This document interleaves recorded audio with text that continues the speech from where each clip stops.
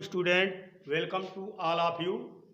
इसके पहले वीडियो में हम लोगों ने एक्टिव से पैसिव वॉइस बनाने के नियम पढ़े। अब उसमें से हम जो है कैसे एक्टिव के सब्जेक्ट को पैसिव का ऑब्जेक्ट बनाते हैं उसका एक टेबल बनाएंगे। तो देखेंगे table number 1, TABLE, table number 1।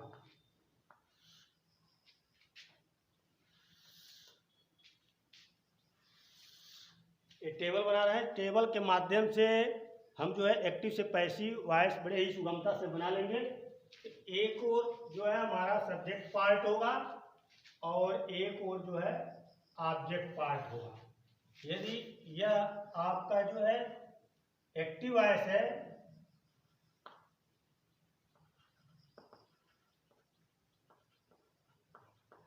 Voice to becomes active voice. जब पैसिव वॉइस बनाएंगे तो क्या बन जाता है, इधर लिख दे रहे हैं पैसिव।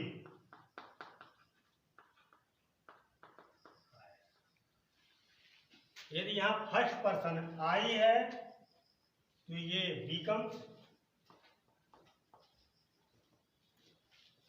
आई, बिकम हो जाता है आपका मी। ऑब्जेक्टिव केस बाय मी हो जाएगा। यदि इधर एक्टिव वॉइस में सब्जेक्ट वी है तो पैसिव वॉइस में यह बाय अस हो जाता है। यहां देखिए आई का पैसिव वॉइस में ऑब्जेक्ट बन जाता है बाय मी। यदि वी है एक्टिव वॉइस में सब्जेक्ट तो पैसिव वॉइस में वह ऑब्जेक्ट अस हो जाता है। यू का ऑब्जेक्टिव केस यू ही होता है। ही का ऑब्जेक्टिव केस हिम हो जाता है। सी का ऑब्जेक्टिव केस हर हो जाता है। दे का ऑब्जेक्टिव केस देम हो जाता है। एक और प्रोनाउंस जो होता है क्वेश्चन वर्ड्स की हु होती है। हु का ऑब्जेक्टिव केस बाय होम हो जाता है। एक्टिव वॉइस से पैसिव वॉइस बनाने के लिए सब्जेक्ट को कैसे ऑब्जेक्ट में बदलते हैं, यहाँ पर उसकी सारणी दी गई है। इस सारणी के माध्यम से हम बड़े ही सुगमता से एक्टिव वॉइस से पैसिव वॉइस बना सकते हैं। पुनः यदि कभी कभी पैसिव वॉइस से एक्टिव वॉइस बनाने के लिए आ जाता है तब क्या हो जाता है कि इधर का इधर से यदि आई है तो इधर आकर के मी हो जाता है और इधर मी है तो इधर पैसिव से एक्टिव बनाएंगे तो आई हो जाएगा। इधर वी है तो इधर पैसिव वॉइस में अस हो जाता है और अस को एक्टिव वॉइस में ले जाते हैं तो वी हो जाता है। इस तरह से देखेंगे कि ही का हिम तो हिम का ही, सी का हर तो हर का सी, दे का देम तो देम का दे और हु का बाई होम तो बाई होम का हु हो जाता है। इस तरह से एक्टिव वॉइस से पैसिव वॉइस जब हम बनाते हैं तो प्रोनाउंस का परिवर्तन कर लेते हैं।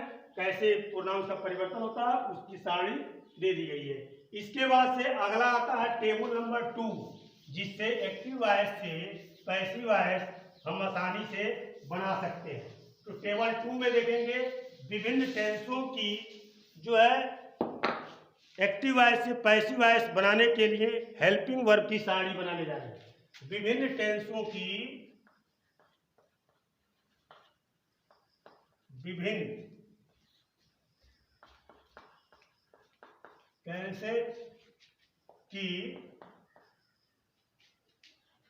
हेल्पिंग वर्ब की सारणी। इस सारणी की सहायता से हम पूरे जो है टेंस के 8 टेंस के पैसिव वॉइस बड़े ही सुगमता से बना सकते हैं। इंडेफिनिट टेंस, इंडेफिनिट टेंस, यहां होगा कॉन्टिन्यूअस टेंस, यहां होगा परफेक्ट टेंस, यहां होगा perfect continuous tense, perfect continuous tense.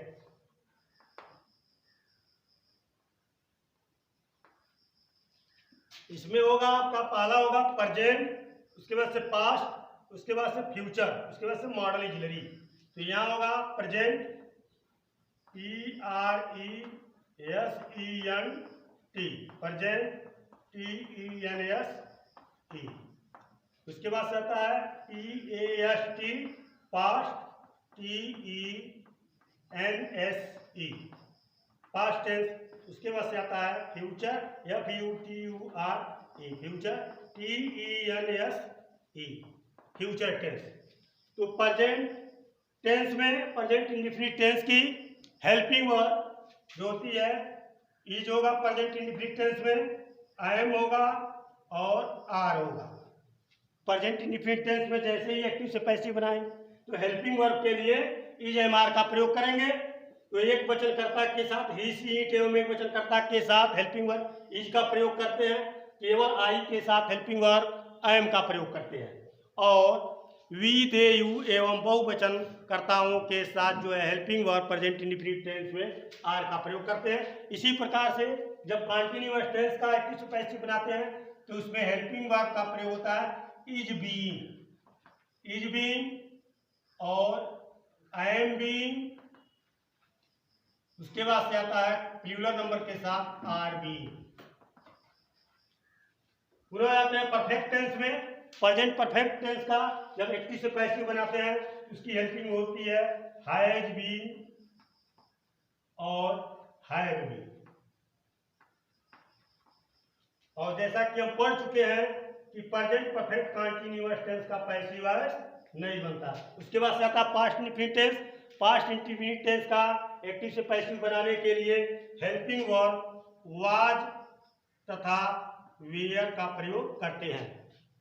I, he, C, it एवं एक वचनकर्ताओं के साथ प्रेजेंट इंडेफिनिट टेंस में हेल्पिंग वर्ब वाज का प्रयोग करते हैं। वी, दे, यू एवं प्लूरल नंबर नाउन्स के साथ जो है हेल्पिंग वर्ब वेयर का प्रयोग करते हैं। ठीक इसी प्रकार से जैसे ही कंटीन्यूअस टेंस में जाते हैं तो प्रेजेंट इंडेफिनिट टेंस के भांति ही वाज बीइंग और वेयर बीइंग का प्रयोग करते हैं। ऐसे ही जैसे ही परफेक्ट टेंस का एक्टिव से पैसिव बनाते हैं तो हेल्पिंग वर्ब हैड बीन का प्रयोग करते हैं। किसी प्रकार का सब्जेक्ट क्यों ना हो, चाहे एक वचन हो चाहे बहुवचन हो, सिंगुलर तथा प्लूरल सभी प्रकार के सब्जेक्ट के साथ और first person, second person, third person सभी पर्सन के साथ जो है पैसिव वॉइस जब बनाते हैं परफेक्ट टेंस का हेल्पिंग वर्ब हैड बीन का प्रयोग करते हैं। प्रेजेंट परफेक्ट कंटीन्यूअस की बात ही पास्ट परफेक्ट कंटीन्यूअस का भी जो है पैसिव वॉइस नहीं बनाई जाती है। फिर आता है पूरा फ्यूचर टेंस। फ्यूचर टेंस में हेल्पिंग वर्ब विल और विल बी और शैल बी का प्रयोग करते हैं। तो इसमें हेल्पिंग वर्ब होगा विल बी तथा शैल बी। विल बी तथा शैल बी का प्रयोग करते हैं। ही, सी, इट एवं ही, सी, इट, यू एक वचन तथा बहुवचन सभी प्रकार के कर्ताओं के साथ हेल्पिंग वर्ब विल बी का प्रयोग करते हैं। आई, वी के साथ केवल शैल बी का प्रयोग करते हैं। अर्थात आई, वी को छोड़कर सभी प्रकार के सब्जेक्ट के साथ हेल्पिंग वर्ब विल बी का और केवल आई और वी के साथ हेल्पिंग वर्ब शैल बी का प्रयोग करते हैं। और इसके ऊपर के वीडियो मैंने बता दिया कि कंटीन्यूअस फ्यूचर कंटीन्यूअस टेंस का पैसिव वॉइस नहीं बनाई जाती। पुनः आता परफेक्ट टेंस। तो फ्यूचर परफेक्ट टेंस का जो है पैसिव वॉइस में helping verb will have been तथा shall have been। Helping verb active से पैसिव बनाने के लिए फ्यूचर परफेक्ट कंटीन्यूअस में helping verb will have been, shall have been का प्रयोग करते हैं। और इसका भी present continuous, present perfect continuous tense, future perfect continuous tense, past perfect continuous tense का जो है एक्टिव से पैसिव वॉइस नहीं बनाई जाती है। उसके बाद से आता है कुछ इस टेंस के अतिरिक्त जो ऐसे कुछ होते हैं मॉडल ऑक्सिलरी होते हैं जिसमें हेल्पिंग वर्ब जो है बी का प्रयोग किया जाता है। तो यहाँ मॉडल ODALE, मॉडल्स MODALE तो एक्सिलरी, प्राइमरी एक्सिलरी तथा मॉडल एक्सिलरी। तो मॉडल एक्सिलरी के अंतर्गत जो है आपका will, shall, should, can, could, may, might, dare, need, not इत्यादि मॉडल एक्सिलरी आते हैं। तो इन मॉडल एक्सिलरियों के साथ हेल्पिंग वर्ब केवल बी का प्रयोग किया जाता है। जैसे मान लीजिए विल है तो विल भी, शैल है तो शैल भी, कैन है तो कैन भी, मे है तो मे भी, कुड है तो कुड भी, माइट है तो माइट भी, शुड है तो शुड भी, मस्ट है तो मस्ट भी इत्यादि का प्रयोग करते हैं। तो ठीक है, विभिन्न मॉडल जैसे can, can, could, shall, should, will, would, must, need not,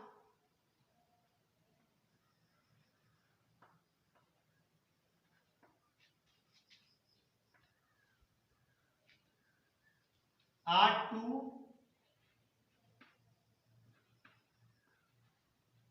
आज के साथ हेल्पिंग वर्ब बी, ये देखेंगे बी, सभी के साथ बी का प्रयोग करते हैं तथा मेन वर्ब का थर्ड पार्ट लगाते हैं। इस तरह से अंग्रेजी में एक्सिलरी दो प्रकार की होती है, प्राइमरी एक्सिलरी और मॉडल एक्सिलरी।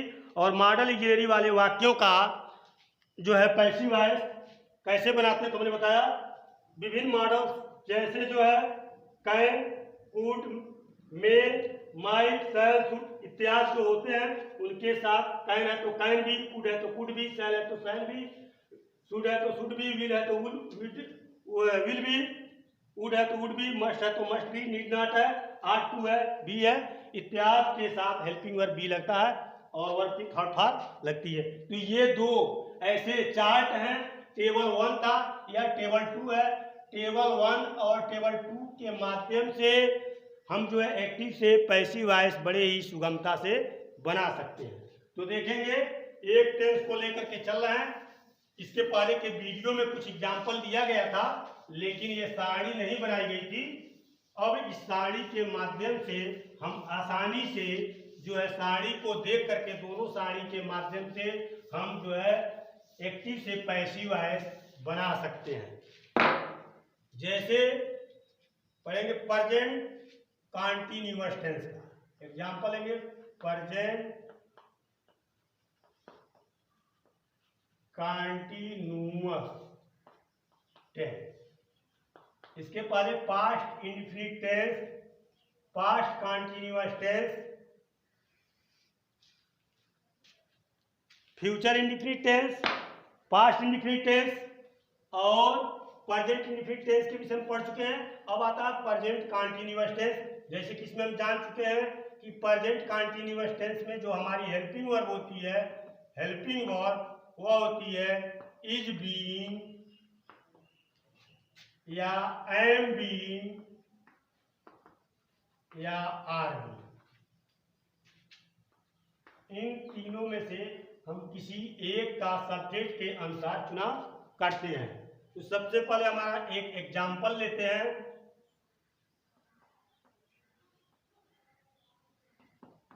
पहला है एक्टिव का एक एग्जांपल और लेंगे।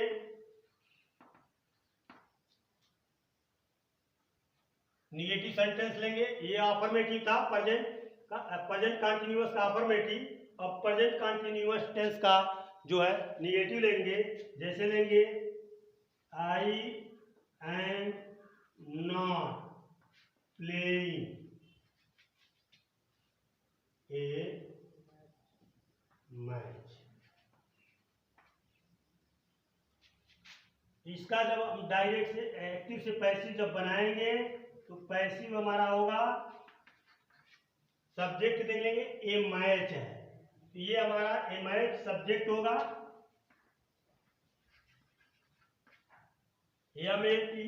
एमएटीसीएच। अब इसके अनुसार हेल्पिंग वर्ब, ये हेल्पिंग वर्ब नहीं लिखती है, इसके अनुसार हम हेल्पिंग वर्ब इज का प्रयोग करते हैं। और उसके बाद से नॉट, बीइंग और प्ले का प्लेड कर देते हैं बाय मी।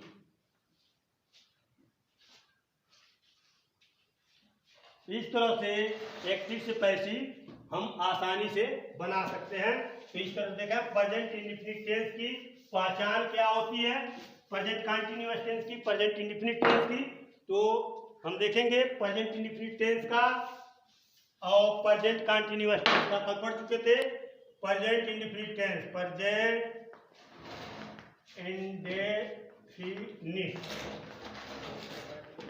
टेंस यह पहला था।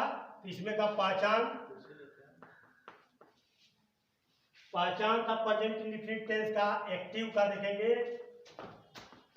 यदि टेंस नहीं पहचान पाते तो इससे लिखेंगे प्रेजेंट इंडेफिनिट टेंस के अफर्मेटिव में आपका होता है सब्जेक्ट, उसके बाद से वर्ब का फर्स्ट फॉर्म ORR, वर्ब में यस या यस, और प्लस जो होता है आपका ऑब्जेक्ट होता है।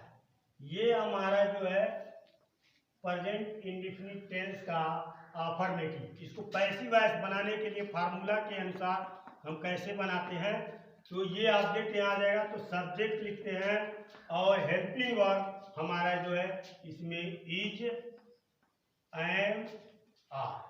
यदि किसी के क्रिया में यस या यस लगा हो चाहे फर्स्ट फॉर्म हो तो बिना पहचाने हुए उसमें इज, एम, आर में से कोई एक लगा देंगे, और जो मेन वर्ब होगा जिसमें यस या यस लगा होगा उसका वर्ब का थर्ड फॉर्म लगा देंगे, प्लस बाई प्लस ऑब्जेक्ट लिख देंगे। तो ये प्रेजेंट इंडेफिनिट टेंस के अफर्मेटिव टेंस का था। अब देखेंगे दूसरा भी हम पढ़े हैं प्रेजेंट कंटीन्यूअस टेंस।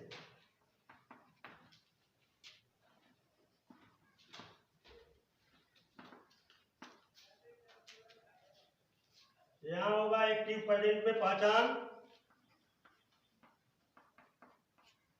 एक्टिव का सब्जेक्ट होगा plus is, am, are plus verb की फर्स्ट फॉर्म में आईएनजी, ये में है, प्लस ऑब्जेक्ट होगा। पैसिव वॉइस, यदि क्रिया में वाक्य में इज, एम, आर का किसी का एक प्रयोग हो, अब क्रिया में आईएनजी लगा हो, हम पहचान नहीं पाते हैं, तो बिना पहचाने हुए पैसिव वॉइस बनाने के लिए जो है सबसे पहले ऑब्जेक्ट को यहाँ सब्जेक्ट बना लेंगे। हेल्पिंग वर्ब इस सब्जेक्ट के अनुसार इज, एम, आर, इन तीनों में से सब्जेक्ट के अनुसार हेल्पिंग वर्ब का प्रयोग कर लेंगे। उसके बाद से जो है आप बीइंग लिखेंगे, और जिस वर्ब में आईएनजी जुड़ा हुआ है इस मेन वर्ब का जो है थर्ड फॉर्म लिखेंगे। तो यहाँ पर जो भी वर्ब होगा उसका थर्ड फॉर्म लिख देंगे। उसके बाद से बाई होगा और उसके बाद से ऑब्जेक्ट लगा करके हम आसानी से जो है एक्टिव से पैसिव वॉइस बना सकते हैं। धन्यवाद।